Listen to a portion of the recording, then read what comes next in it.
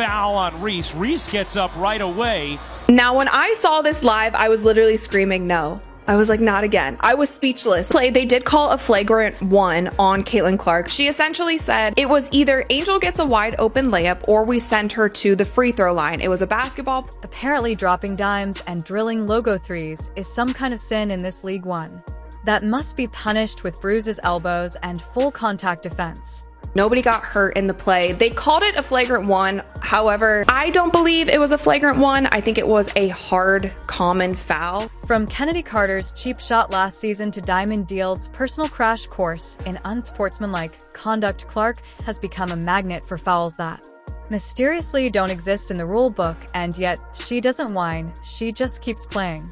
It's very different than some of the plays that we saw last season where the ball wasn't even in play and players were coming over and checking other players. But how many fouls does it take before we call it what it is? Targeted harassment dressed up as competition. The league has never seen anything like it, not just her shooting range, but her tolerance for cheap shots. If mental toughness was a stat, she'd be leading that column too. Still no amount of self-control could stop what happened in Game 1. And just like that, in the very first game of the season, Caitlin Clark gets handed the foul card, not for getting hit, but for trying to play defense. It was a simple basketball moment. Angel Reese was driving for a wide-open layup, which is crazy. But if you guys remember the Kennedy Carter foul from last season where she came up and bodied Caitlin Clark and Caitlin Clark didn't even have the ball wasn't even inbounded yet. Like, that's not a basketball. Clark, recognizing the threat, did what any player is coached to do. She fouled to stop the easy 2 points. It's called a take foul. It's legal, it's common, and it's the oldest trick in the book. If you guys didn't see, right before that play, Angel Reese had some contact with Natasha Howard. Caitlin Clark saw that contact. She turns to the refs and she's like gesturing to them. And this is all happening very, very quick. But the referees, perhaps feeling theatrical, decided that this basic strategy was instead a flagrant 1. Why they cited wind-up impact and follow through, as if Clark morphed into a WWE wrestler mid-play. Meanwhile, Reese hits the ground like she was shoved off.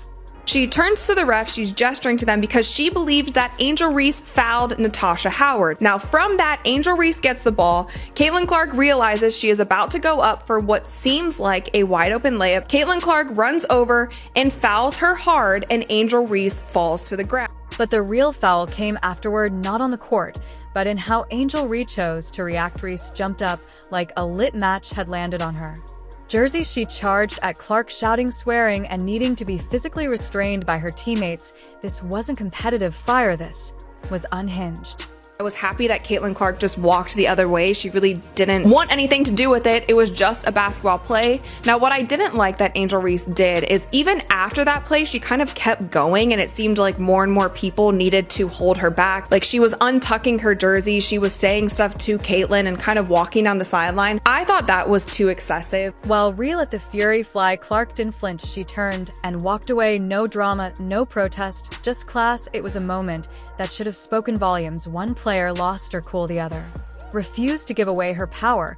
So naturally, the one who stayed calm got the technical. Welcome to WNBA logic. Was a basketball play. And Caitlin also even said after the game, she was asked about it once again, and she said, guys, let's not make this bigger than it needs to be. And I am 1,000% with her on that. Meanwhile, Aaliyah Boston, who apparently committed the crime of stepping between 2 players, also got slapped with a technical. Do not make this a highlight that runs all of the time. Please do not use this in promos. We're gonna hear it. I know next week everyone's gonna be talking about for what existing too confidently. Meanwhile, the player screaming obscenities and causing the entire scene. Just a verbal technical, no ejection, no consequence. If the roles were reversed, would Clark still be in the game or already in the locker room? Apologizing to the league, this wasn't just a moment of bad officiating, it was a case study in how narrative distorts reality. Because when it's Caitlin Clark doing the fouling, suddenly we're rewriting the rule book. They asked about this play and then they asked Aaliyah, why did you get the technical also? And she's like, wait, I got a tech? You got the flagrant. Aaliyah, you got a technical. What could have happened there? If you got the tech? I know. Wait, what? I got the tech? Oh, first of no. all. Suddenly, a take foul becomes a scandal. Suddenly, holding your composure becomes suspicious. And because it's Angel Reese on the receiving end, the internet mobilizes not to question what happened, but to justify what they wanted to see. And what they wanted was outrage. I don't think that this is the hill to die on when saying, like, should it have been a common foul or should it have been a flagrant? Let's leave it. Suddenly, every fan with a profile picture of their favorite player and a username ending in hoops_4efa became a certified ref. The takes were hot, and reckless Clark doesn't even know what a take foul is. Take fouls only happen at half-court. Basic basketball IQ evaporated in real time as the need to dunk on Caitlin overruled the urge to Google. But it's easier to hate a player than it is to learn the rules of the game they dominate. Poor people. She said it was a basketball play, the refs called it, and let's move on. And kudos to her for that, for kind of stopping this narrative. Both of them kind of speaking out and being like, hey, let's not make this anything bigger than it needs to be. Let's clear this up once and for all. Take fouls can happen anywhere on the floor. The NBA rule book distinguishes transition take fouls from standard ones, but the core concept is simple. If you foul to stop a scoring opportunity, it's a take foul. Weekend 1 in the WNBA, Indiana Fever versus Chicago Sky, and we get a play like that.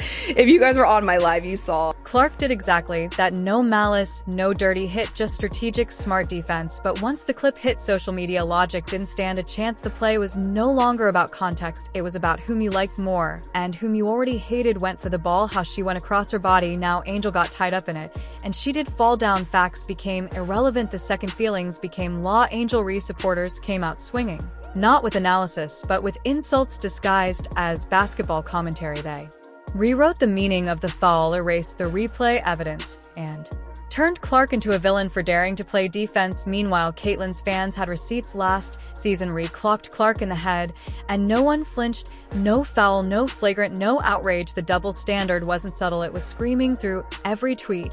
But the louder Clark fans pushed back, the louder they were drowned out by emotion over evidence. It's not about what happened, it's about who it happened to. And while Twitter was busy deciding who deserved to be dragged, Indiana was busy dragging Chicago straight out of the arena. The actual game a bloodbath. If somebody has a wide open layup and you have a foul to give, it is in your best interest to foul that shooter so that they don't get an easy 2 point. A 93-58 demolition job that no one seemed to care about because drama clicked better than domination. And what Caitlin said during an interview with Holly Rowe, she essentially said it was either Angel gets a wide open layup or we send her to the free throw line. It was a basketball play. There was nothing malicious behind. Caitlin Clark didn't just lead her team. She made WNBA history with a triple-double in her season opener. That's 20 points, 10 rebounds, and 10 assists plus 4 blocks, because why not? And yet all anyone talked about was the foul, not the fact that she outplayed an entire roster. For the ball, she went across her body. Now Angel got tied up in it and she did fall down. Meanwhile, the player, who didn't know basketball, made it look effortless against professionals. Aaliyah Boston had the kind of game that should have shut her critics up for good. 19 points, 13 rebounds, and 5 soul-snatching blocks. She was everywhere on the glass, in the paint, and in Chicago's nightmares. Manufactured rivalry, which, by the way, you guys, the Indiana Fever beat the Sky by nearly 40 points. After a shaky preseason and media doubt, this was her redemption tour's opening act. Then there was Dana Bonner casually dropping a quiet 7 points and, oh yeah, becoming the 3rd highest scorer in WNBA history. But that headline got buried somewhere under a mountain of was that foul a hate crime TikToks. Nothing exposes sports media priorities faster than watching greatness get ignored for gossip. Let's not forget Lexi Hall and Kelsey Mitchell, who rounded out Indiana's stat line like veterans in a playoff series. Recorded a triple-double, 20 points, 10 assists, and 10 rebounds. Wait, did she get the triple-double? Did we get it? You guys are saying that she got it. Did she get it? Oh, she got it! Let's go! Hall posted 9 points and 9 rebounds, while Mitchell added a clean 15. Everyone contributed. The Indiana Fever were locked in, explosive and efficient. How well spaced this scoring is. And also, you guys, if you look at the final score, I predicted this before the season even started. I said that the Indiana Fever was going to lead the league in points scored per game. Meanwhile, Chicago looked like they were still in preseason warm-ups. They shot 29% from the field, 22% from 3, and showed all the offensive rhythm of a middle school layup drill. Refinished with 12 points, and Ariel Atkins chipped in 11. But the scoreboard told the truth. This was an A rivalry, it was an exposure, which brings us to the looming elephant in the room. Should Angel Reese be suspended? Because if we're being honest, the question isn't whether she went too far, it's whether the league has the guts to admit it. And they are getting hands on the balls. They are rotating so much better. They had so many steals. Caitlin also, by the way, had 4 blocks. She had 4 blocks. Aaliyah Boston had 5 blocks. And I want to say this about Aaliyah Boston. She stepped up so much in the second half. We've seen players fined and benched for less than what Angel did post-whistle. She didn't just respond, she escalated her verbal abuse, body language, and continued aggression after being separated, crossed every line in the league. Says it wants to enforce. If this wasn't suspension worthy, then what is? And if Caitlin Clark had done the same, we all know the punishment would have come before the press conference. And Sophie Cunningham, you guys, did not even play in this game. If you look at this scoring and how well spaced this scoring is, and also you guys, if you look at the final score, I predicted this before the season even started. The double standard is louder than the crowd. Caitlin Clark commits a strategic foul and gets a flagrant. She walks away. And gets a technical. She doesn't even know she was punished until after the game in. The moves that they made, but seeing them in act. Angel Reese charges, shouts, has to be held back, and gets to finish the game like nothing happened. The fans see it, the players see it. And if the WNBA thinks it can ignore that imbalance, it's gambling with its own credibility. A league can't grow if its rules bend for whoever trends the hardest. Now the league is under pressure, not just from fans, but from its own identity crisis. Does it want to protect its rising stars, the ones actually performing, or does it want to play PR games with players who bring attention for the wrong reasons? Suspending Ree wouldn't be about Clark, it wouldn't be about drama, it would be about standards, it would be about sending a message that conduct still matters, that composure still counts, and that the game is bigger than the tantrums around it. Because if nothing happens now, the message is clear: throw a fit, avoid a fine, and trend your way to immunity. Unnecessary contact from Clark. Yeah, I agree with you. And